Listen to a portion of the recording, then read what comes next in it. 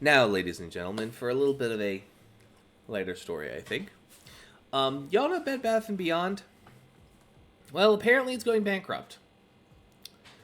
The home goods... So let's just pull up the screen here. This place is just inundated with ads. I apologize.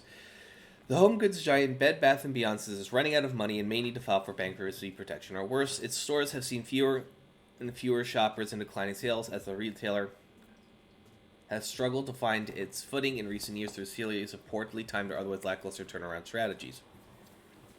Now, Bed Bath & Beyond has concluded that there is substantial doubt on the company's ability to continue as a going concern, the retailer said on Thursday. This means Bed Bath & Beyond has to consider all financial options, including restructuring, selling assets, or going through bankruptcy.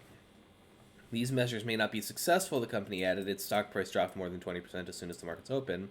Bed Bath said it expects report sales declining by 33% compared to last year for the quarter and ended right before Black Friday, a reflection of lower customer traffic and reduced levels of inventory availability.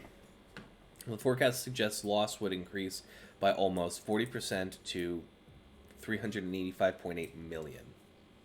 The company plans to offer further details on the 10th, which is 2 days from now, as of day of posting, when it was scheduled for a financial report to investors. Bed Bath & Beyond has faced financial crisis after financial crisis in recent years, a rise and crash as a meme stock. I actually didn't know that it was a meme stock, believe it or not. And I was all up in the GME, AMC, BB, all that shit. Trouble with suppliers, a turnaround intended to improve upon previous turnaround, store closures, job cuts, and the shocking news of its financial chief's death.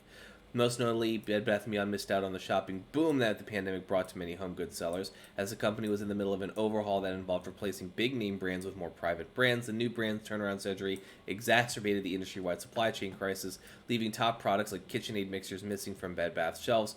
Its website also lagged behind peers. Meanwhile, activist investor Ryan Cohen of Chewy and GameStop fame bought a stake in the company last year, prompting his followers on Reddit and YouTube to pump up Bed Bath stock. The CEO and other leaders were ousted, and just suddenly, Cohen sold his entire stake. All this launched Bed Bath & Beyond on what's become a familiar timeline of a rudderless retailer. In September, the country announced closures of another 150 stores and job cuts for a fifth of its corporate and logistics staff. Suppliers began hesitating about sending more stuff to Bed Bath, worried they won't get paid. Late summer, the company had searched for financing that propelled it through the holiday shopping season. Now the retailer is trying to refinance its debts, facing waning enthusiasm from creditors. I have no feelings about this. I just know that my girlfriend, my mother, basically most of the women in my life have liked Bed Bath & Beyond to some degree and used to speak of it rather fondly, and now that I think about it, nobody really talks about it much anymore, at least in my life, which is a shame. It's not really a shame. It's a multi-million-dollar company. If Twitter has taught us anything about rich people not being as intelligent as they like to think they are, I'm not surprised that a multi-million dollar company is failing. Just because you're rich doesn't mean you're smart and doesn't mean you're good at business. So it's a shame, but what is there to be sad about, I guess?